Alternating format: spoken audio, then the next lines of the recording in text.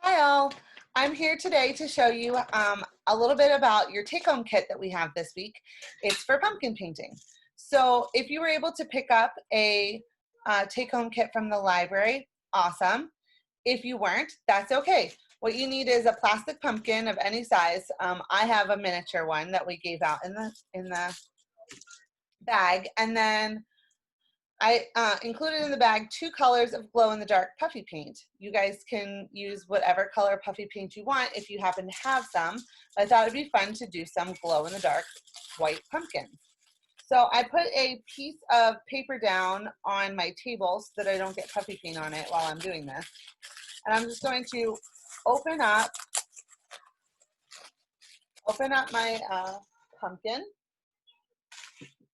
And I'm going to open up both colors of my puffy paint so that if I get it on my fingers, I don't have to go to the other one and open it.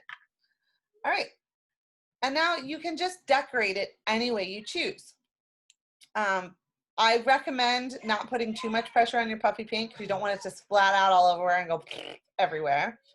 And then if you wanted to plan out a design, you could do that. But this will glow in the dark with the glow in the dark puffy paint. So just don't, I wouldn't recommend to swirl it all together, but you could and see what happens. So I am just going to start with a few little dots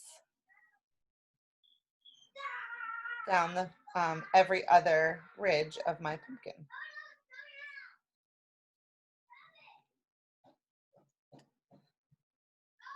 Make sure you have a safe place to put this when you're done decorating so that it can dry.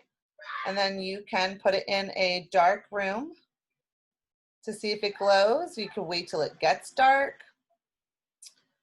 It's a pretty easy project, but it's fun and it's Halloween time. So I wanted to share this one with you guys. All right, so yeah, I put that one in the wrong spot, just wiped it off quickly and now it's gone.